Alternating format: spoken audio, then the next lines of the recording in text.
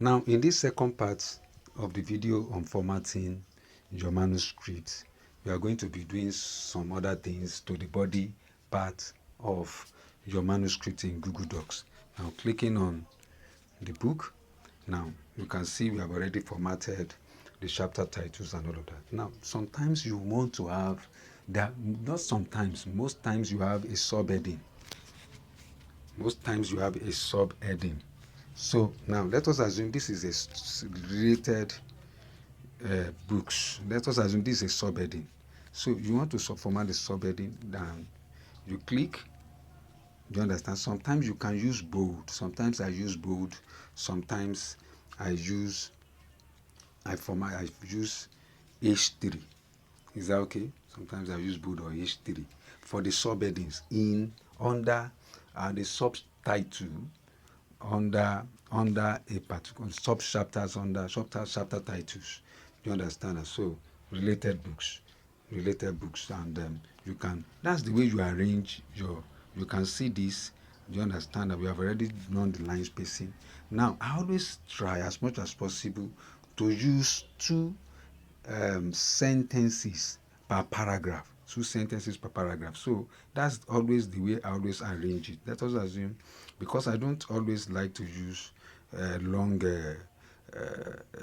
paragraph that is long. Let us assume this is a full stop. Now, what I do, I just bring it down. Do you understand that? Just bring it down. Let us assume this. I bring it down here. Do you understand that? And this, I bring it down to this place. That's the way I arrange. Now this is we have two sentences here. That's for the paragraph. That's the way you can see. This is another what is it called? Another heading, subheading, sub chapters. So you are, as usual, the same way you did the other one. You use H3. Use H3.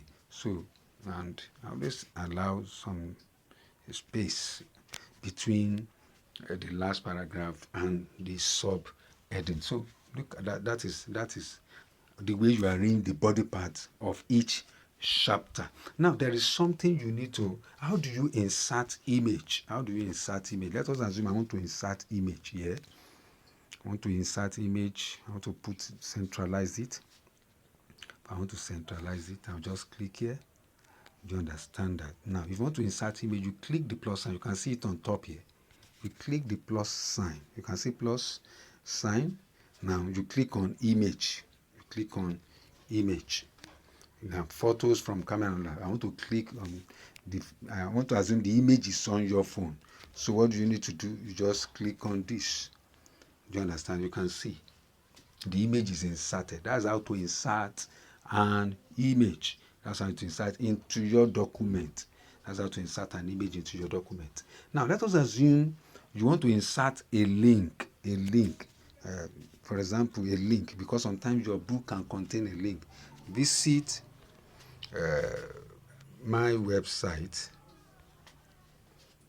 at, for example, let us assume I have, if I'm writing the link directly, shesonoguntade.com. You see, when I press for a space, and it hyperlinks itself directly straight away. But if you want to insert a link, you can do it this way. For example, if I want to insert a link here, website, I highlight it. After highlighting it, click on the plus sign. You can see link. Remember, that was what we did when we wanted to insert the image. You click on link. Do you understand? You can see. Then you can just type your, what is it called? Your website, the website link here. shesonoguntade.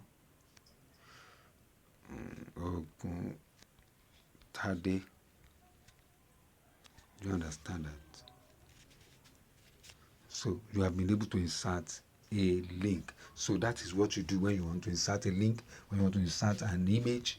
That is what you do. So that's the way you arrange the body part of your books That's the way you put a link. Now, let us assume you want to insert a table of content. Let us assume you want to put a table of content here. Table of what? Content. Table of content. I can just make it bold. So, remember, you have been able to format the chapter titles and subheadings. You have been able to format them with H2 and H3. So, if you want to put it, then you put it here. You put your cursor here. Then you click on the plus sign again. You can see here. This is a table. This is a table. What do? You click on table. No, that's a table. No, we want to insert. What we want to insert is what we want to insert is a table of content with links. That means we are going to, it's not table. Sorry, not table. Click on link. Click on link. Now look at this. It brings you to this place. Then look at headings. That's the reason why it is important you format the headings with H2 and H3. You click on headings. Now you can see the headings that we have formatted already. Do you understand? How to fish in the river. That's for the subtitle. Now look at chapter 1. You can see chapter 1. You click on chapter 1.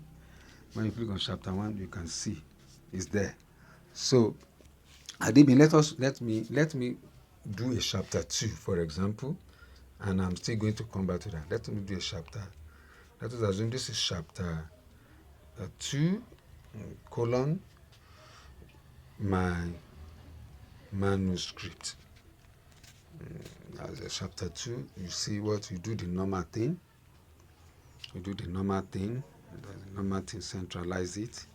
Then what do? Highlight it.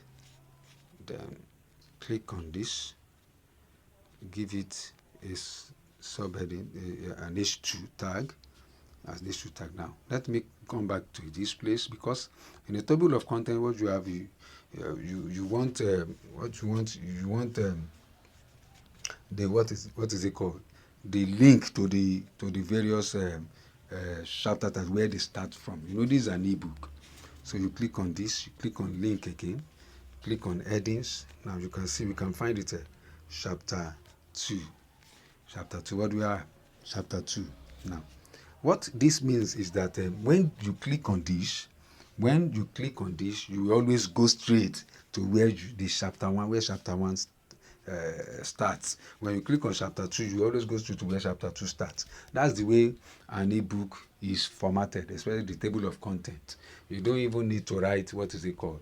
You don't even need to write the, page number. It's not necessary. It's not necessary because the link is there. It just take you straight to it. Now, let me inform you that you can also include subheadings under the various chapters. Remember, we formatted them as H3. Is that okay? Subheadings. You can relatable. This is a subheading. It appears there under the chapters. The same thing for chapters. You can include subheadings if you like. Do you understand that? So that is the way you format, you insert an image, insert a link. That's the way you build your table of content. Remember, you have to build a table of content for your ebooks. That's a proper rule for formatting. You have to build a table of content. It's very, very important. So I believe you will practice this, and let me also read your